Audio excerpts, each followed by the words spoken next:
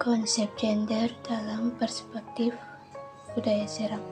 Salah satu contoh kasus yang saya ambil di sini adalah proses pelepasan anak perempuan dalam pernikahan menurut perspektif masyarakat adat Negeri Luyatala, Kabupaten Seram bagian Barat.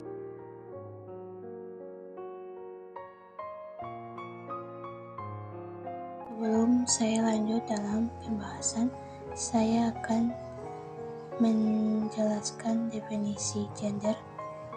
Gender merupakan perbedaan yang terlihat antara laki-laki dan perempuan apabila dilihat dari nilai dan tingkah laku.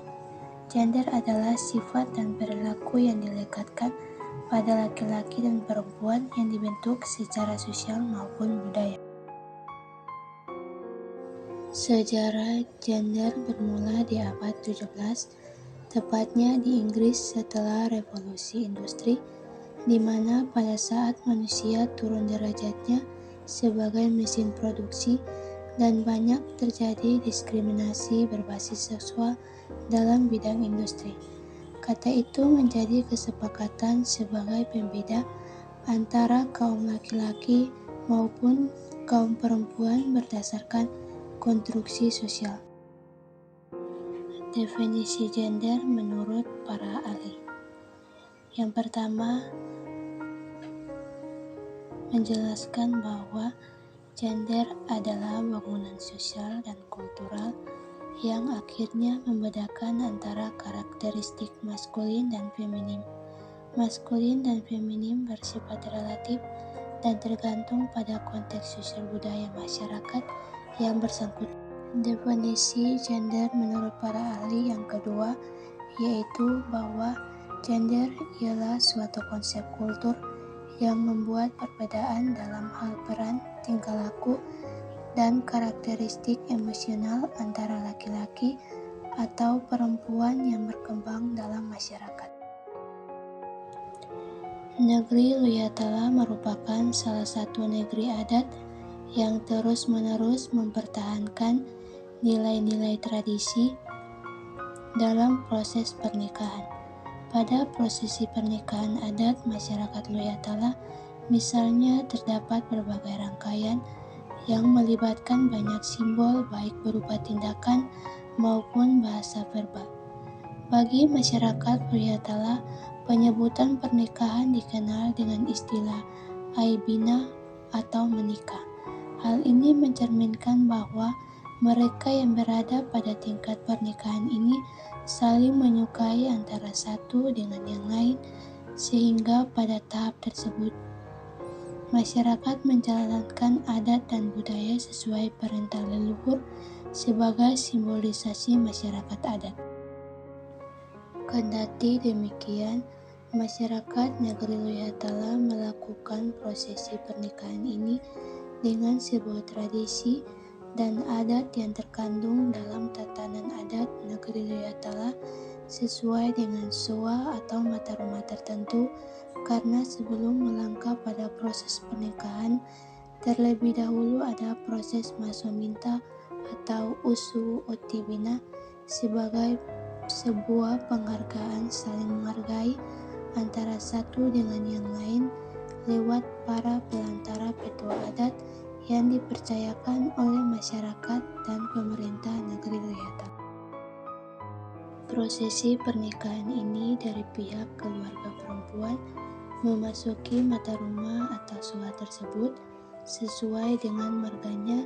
Untuk itu ada perjanjian dari tokoh adat atau mata rumah tersebut untuk lebih memperhatikan hubungan keluarga baru.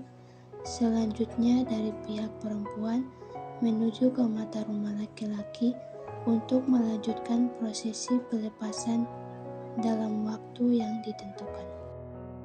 Peristiwa ini akan dilakukan oleh pihak laki-laki terhadap pihak perempuan sebagai simbolisasi adat yang rukun.